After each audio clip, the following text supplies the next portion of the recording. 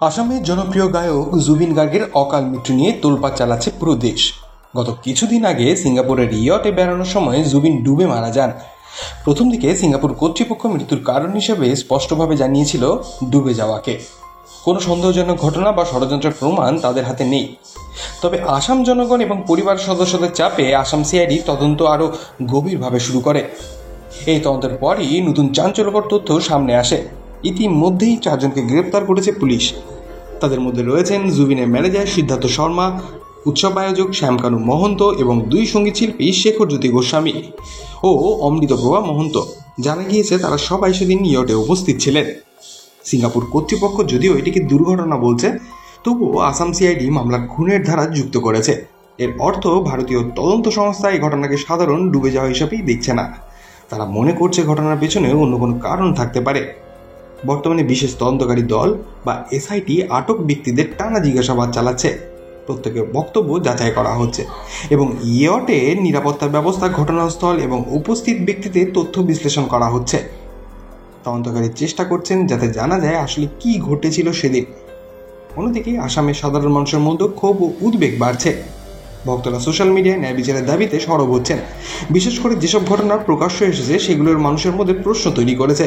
জনপ্রিয় শিল্পীর মৃত্যু কি সত্যি দুর্ঘটনা, নাকি এর পেছনে কোনো গভীর ষড়যন্ত্র রয়েছে? সব মিলিয়ে জুবিন গার্গের মৃত্যু মামলার ঘটনা এখনো শেষ হয়নি। মামলার প্রতিটি নতুন তথ্য, প্রত্যেকটি জিজ্ঞাসাবাদ এবং মামলার প্রতিটি মোড়েই নতুন উত্তেজনা তৈরি করেছে।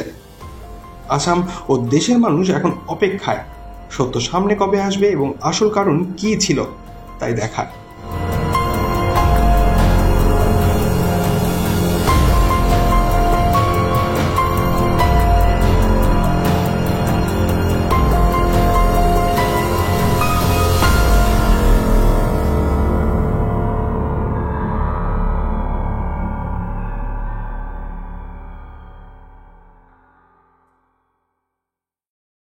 जो इन्वेस्टिगेशन जो प्रोसेस है that is they are doing their own way, तो उसके बारे में हम लोगों को तो अभी कमेंट नहीं करना चाहिए और हमको इतना ज्ञान भी नहीं है इसके बारे में।